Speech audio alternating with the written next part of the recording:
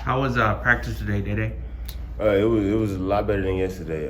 We're facing a good offense, so a lot of things we're trying to do. And yesterday was just an installment day, but today I felt pretty good about how it went today, as far as correcting the errors and stuff like that. So I felt pretty good about today. What makes this offense tough to go against? They do tempo.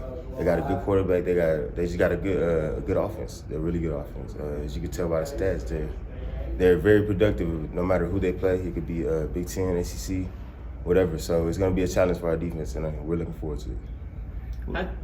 Go ahead, Greg. You're good. I was going to say, how did you feel about your guys' defensive performance last week against UNLV? What jumped out to you?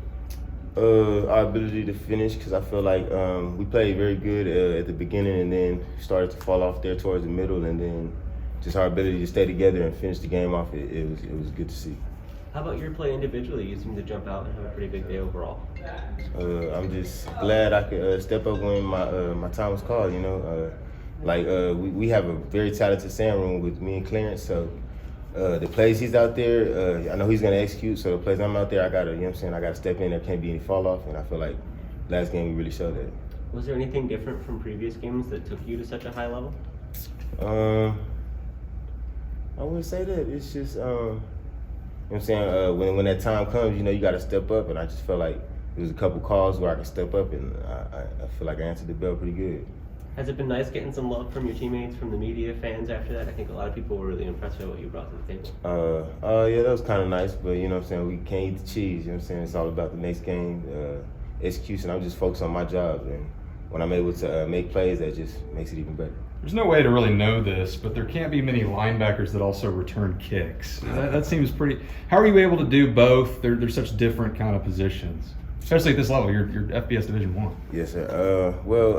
Come from where I'm from, we had like 22 people on our high school team, so I did pretty much everything. So like returning, that was always a natural instinct for me. So the fact that I'm able to get back to it and try it again, and Coach Traylor just believes in me, and Coach Perry believes in me to give me a chance, it just feels good. You're also undersized for a linebacker, 5'10", or 5'11", 175 pounds. Most of these guys are 220, 225. How are you able to be so assertive at a position that you might lack, the certain size that most have? Just the culture pill is like mental, physical toughness. Like I just got, sometimes you can just take yourself to a place, and not a lot of people could do that. And I feel like that's one of the advantages I have is being undersized. They really wouldn't expect me to play how I play, but when I do, it surprises them, and I just keep doing it, and just try to take their will. Back at Shiner, what positions did you play? I was a running back, safety, and kick return. Kick return. So you did everything but punt and kick the football. Yeah, I did a little bit of that in junior high, but you know what I'm saying. Yeah. And is it your brother that's on the team here with you? Yes, sir. From Shiner too. What does he bring to the table? And I know you're probably proud of him being here. And how do you guys challenge each other? Especially being in the same room, it's really helpful, because the things I didn't know coming in, I could teach him, and I could kind of mold him to be like just a lot more better than I was or ever will be. Because with him here, I'm not gonna lie, back home we didn't have such a great relationship, but when he actually got here, like we're like this now. So like just being in that same room, it makes our relationship so much better. Like, I look at him, he's not just a teammate, he's my little brother. So just giving that extra motivation to him. Like I know when he's not feeling like himself, I can talk to him a different kind of way, and he'll respond knowing it's not just a teammate, it's me telling him. You kind of mentioned this after the game on Saturday too, that you were here during the lean years, coming up through this. Yeah, for sure. How much are you cherishing this right now? You're 5-0. You have a huge opportunity based on what you've seen and how you kind of are keeping some of the younger guys focused that didn't get to experience the down times like you did. It's just a mindset, because we as for the guys who were here in those times, we don't want to go back to that. So just being better than we were yesterday every day, and keep stacking great days. And I just feel like this team is bought in, and that's a big part of keeping the momentum rolling. Day, you guys are getting into the heart of the conference schedule now. Does the intensity crank up a little? Oh, for sure.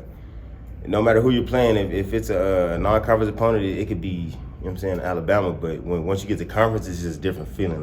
You want to, for sure, like, main goal, win conference championship. That should be everybody's goal coming into the season. Get the best record they can and go to conference championship for sure. So conference game, we're always going to crank it up. It's just a little more intensity, a little more, you know what I'm saying, that feeling in the air. So it's going to be a good one. So you guys are 5-0. No team has ever started a season 6-0. Does that kind of history, is that something that the players think about? We don't really too much think about winning. We just focus on scheme, game plan, and we just, you know what I'm saying, we know that if we go out there and give our best effort, you know what I'm saying, the scoreboard is going to be what it's going to be. You know what I'm saying? Daddy, what was the process for you of settling into a linebacker spot when the new coaches came here? How did that transition go for you? It was kind of the same position I played in the last defense, but you know what I'm saying, I'm a lot in the box more, so that was a little change. But I feel like I've always been a physical player when I wanted to be, so it wasn't really much of a transition. I kind of like hitting people too, so. Does it feel easier this year? Are you more comfortable there compared to last year, kind of getting settled? For sure. Yeah, for sure. I can, you know what I'm saying, I'm more, you know what I'm saying, more settled in the defense. I know what I can play around with, you know what I'm saying. I can do a lot more in the defense now that I got it down, you know what I'm saying. And how about finding that role as a kick returner? Did you kind of lobby to have that opportunity, or how did that come together? Yeah, I think I was third string last year, so you know what I'm saying, I just trusted the process. My time came and I took full advantage of it. Was that something you just got to work on in the spring, or when did you feel like you really established yourself as that guy? Somewhere around fall camp. It was probably in the middle of fall camp I ended up becoming the starter on there. So, yeah, like I said, trust the process, you know what I'm saying, time will come. It's pretty well known that kick has never been returned for a touchdown here at this school's history. Yeah. What would it mean to you to be the guy who could accomplish that? It would mean a lot, and I know the guys on the kick return team, they're lobbying behind me. They're trying to give me that return, so that means a lot. That they trust me. You know what I'm saying? They trust me to have the ball in my hands, and then, like I said, they're all in for me, so that feels good.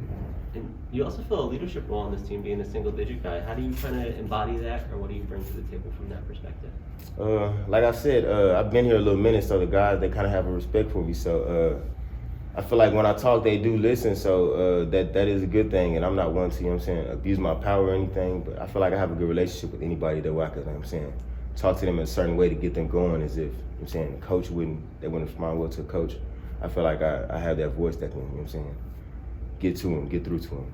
Does that come naturally for you, or did you kind of have to grow into that role? I definitely had to grow into that role. I'd say when I first got here, I was more of a follower. I wasn't really a leader, coming from, like, you know what I'm saying, a place where I was a dude, you know what I'm saying. I really didn't have to do too much leading, you know what I'm saying. So just seeing great leaders come and go, you know what I'm saying, it just helped me to become a better leader. I got to see them pick out great traits they had and just try to apply those to my methods. Thanks, Daddy. Appreciate it.